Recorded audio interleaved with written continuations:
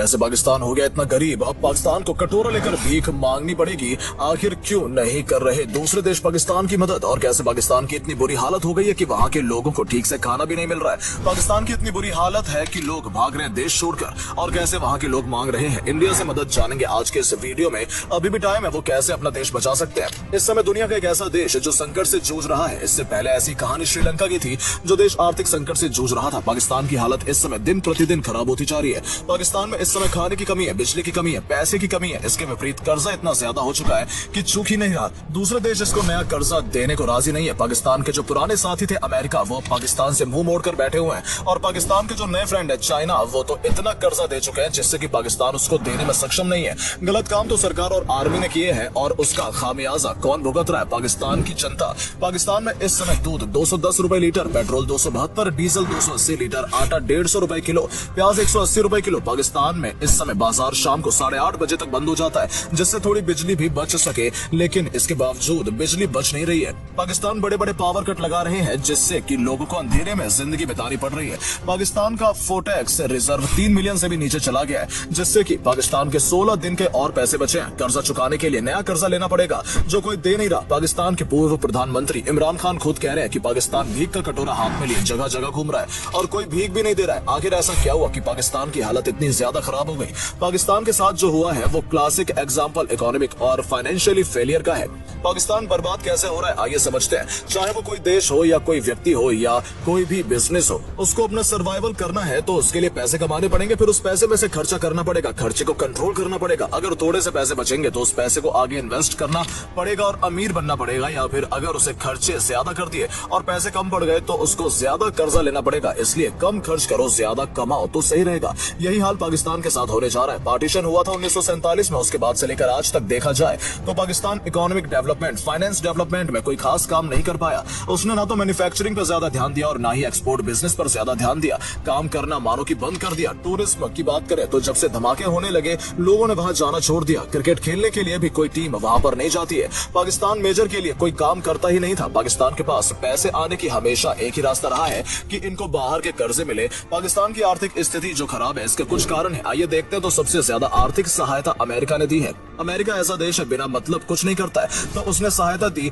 तो उसका कोई मतलब तो जरूर होगा। उसका मतलब क्या था? एशिया में भारत था जो कि रशिया का दोस्त था, इसलिए अमेरिका ने पाकिस्तान को अपनी तरफ झुकाने की कोशिश की। पाकिस्तान को अफगानिस्तान के लोगों को ट्रेनिंग देने या मान लो आतंकवाद को बढ़ावा देने के लिए पाकिस्तान को फंडिंग करता रहा। फंडिंग के नाम पर जो पाकिस्तान में पैसे आए, उस पैसे से और पाकिस्तान की सरकार के जो उस समय बड़े सेना के अफसर थे, उन्होंने पैसे को लेकर खूब भ्रष्टाचार किया और उस पैसे का यूज आतंकवादी को और कश्मीर में आतंक फैलाने के लिए भी किया। लेकिन जब सोवियत वाली वॉर खत्म हो गई तो अमेरिका ने पैसे देने से मना कर दिया। लेकिन जब अमेरिका में आतंकी हमले होने लगे तो फिर अमेरिका फंडिंग चालू कर दी गई। अमेरिका के लैरी कूगर ने बिल के साथ पारित किया कि पाकिस्तान को हर साल 12,000 करोड़ की सहायता दी जाएगी। इसके बाद पाकिस्तान की स्थितियां खराब होने लगी और इसकी सहायता के लिए आगे आया चाइना। चाइना ने पाकिस्तान में एक संघ पारित किया जिसका नाम था China Pakistan economy corridor. China ने बोला था दोनों मिलकर पाकिस्तान को डेवलप करते हैं, जिससे कि दोनों देशों का फायदा होगा। जिसके बाद पाकिस्तान और चीन दोनों ने मिलकर काम किया। चीन अभी तक इस प्रोजेक्ट के माध्यम से पाकिस्तान को $30 बिलियन का लोन दे चुका है, जिससे कि चीन को पाकिस्तान में कुछ ज्यादा फायदा तो नहीं मिला, तथा इसके विपरीत जो पैसे कर्ज के तौर पर पाकिस्तान को दिए हैं वो भी नहीं मिलने वाले। अब चाइना को एक समय के बाद लगने लग गया है कि अब यहां से तो पैसा वापस आने की संभावना नहीं है। इमरान खान की सरकार में पाकिस्तान ने कई जगह पे चाइना की काम को रुकवाते चले गए, जिससे चाइना को काफी नुकसान का सामना करना पड़ा। जिससे कि चाइना सरकार ने अपना 5,000 मेगावाट की कैपेसिटी वाले जो उनके 20 से ज्यादा पावर प्लांट चल रहे हैं, जिसका बिल था जो कि पाकिस्तान को भरना था, वो बिल लगभग $1.5 बिलियन था, जो कि पाकिस्तान के द्वारा भरा जाना नामुमकिन सा लग रहा था। तो चीन ने बिजली के काम को रुकवा दिया, जिससे हुआ ये कि पाकिस्तान में इससे बिजली जाती थी। अब पाकिस्तान रेगुलर बिजली जाने लगी। चाइना ने जब अपना हाथ खींचा तो पाकिस्तान के होश ही उड़ गए, जिससे कि एडजस्टिंग में अब पाकिस्तान को बहुत ही दिक्कत का सामना करना पड़ा। और इसी के साथ सभी मॉल्स और फैक्ट्री को जल्दी बंद करके बिजली बचाने का काम किया जा रहा है, और इसी चक्कर में औद्योगिक गतिविधि भी डाउन है। 4% जीडीपी तो इसी चक्कर में टूटे, जिसका मुख्य कारण यह है कि चाइना जो कर्ज पाकिस्तान को दे रहा है वो एक नियमित समय के लिए था, जो कि अब पाकिस्तान को लौटाने होंगे। लेकिन पाकिस्तान के पास कर्ज चुकाने के लिए पैसे तो क्या, एक फूटी कौड़ी तक नहीं है। चाइना पाकिस्तान को नियमित समय से ज्यादा समय मांगने पर भी नहीं दे रहा है, जिससे कि पाकिस्तान जीडीपी दिन प्रतिदिन गिरती जा रही है और महंगाई बढ़ती जा रही है। ऐसी चीज श्रीलंका के साथ भी हुई है। श्रीलंका ने भी मौका मांगा था, श्रीलंका को कह दिया गया हमें मौका दे दो, हम तो बैंक करप्ट हो गए हैं। वहां पर भी कोई आगे नहीं आया था। पाकिस्तान के पास टोटल $35 बिलियन का ऐसा कर्ज है जिससे उसे चुकाना ही चुकाना है। उसे चुकाने के लिए वो टाइम मांग रहे हैं। जिन देशों ने पाकिस्तान को कर्जा दिया वो सब मान जा रहे हैं सिवाय चाइना को छोड़कर। चाइना मान ही नहीं रहा। पाकिस्तान के खिलाफ अमेरिका और चाइना पहले ही मदद करने को हाथ खड़े कर चुके हैं और अब IMF से 13 बार कर्ज मांग चुके हैं और एक भी बार कर्जा वापस नहीं किया है और अब की भी बार कर्ज मांगने चले गए, जिस पर IMF ने इस बार मदद करने से मना ही कर दिया। हालांकि पाकिस्तान ना ही टूरिस्ट जोन है, ना ही ज्यादा प्रोडक्शन है। जिसके भरोसे से काम चल रहा था वो भी साथ छोड़ गए, तो इनकम का इनका कोई सोर्स ज्यादातर खत्म हो गया। महंगाई तो बढ़ती ही है।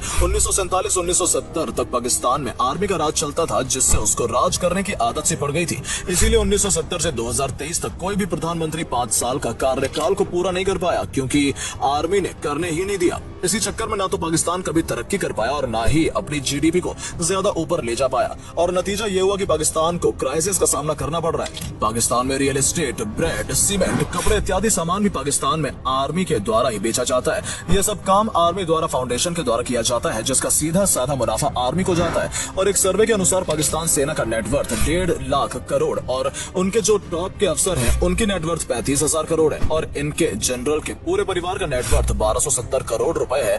तो इससे साफ जाहिर होता है कि आर्मी या नेता देश के लिए कुछ तो कर नहीं रहे, लेकिन आम जनता और देश का पैसा लूटकर अपने आप को अमीर कर रहे हैं। इससे हुआ ये कि देश का फंड ही कम हो गया और देश का फॉरेक्स है जो कि दूसरे देश के सामने भीख मांगता है। पाकिस्तान के पास जो टोटल बजट आता है तो कर्जा इतना है कि उसमें से 35 से 40% तो कर्जा ब्याज देने में ही निकल जाता है। बचता 60% है जिसमें देश नहीं चल पाता। तो पाकिस्तान फिर से कर्जा लेता और कर्जे में पाकिस्तान दबता चला गया, जिससे कि पाकिस्तान करेंसी भी गिरती चली गई और आज के समय पाकिस्तान की करेंसी $1 के बराबर 231 पाकिस्तानी रुपया हो गया है, जिससे कि पाकिस्तान की इंपॉर्टेंस वैसे भी महंगी हो गई है। तेल तो महंगा ही था, खाने वाली चीज भी महंगी होती चली गई, जिससे कि पाकिस्तान इन्फ्लेशन बढ़ता ही गया, जो आज के समय में 38% तक चला गया है, जिससे पाकिस्तान मेडिसिन इंपोर्ट भी नहीं कर पा रहा है, जिससे कि लोगों को काफी दिक्कतों का सामना करना पड़ रहा है। इस हालत में बाहर निकलने के लिए पाकिस्तान ने IMF का रास्ता रुख किया, जिससे IMF तो पाकिस्तान को कर्ज देगा लेकिन बहुत सी शर्त भी रख दिया, जिसमें कि उनकी शर्त है कि जो आर्मी की 15% जो बजट है उसमें कमी, आम जनता पर टैक्स, आम जनता को दिए जाने वाले सब्सिडी को बंद करना।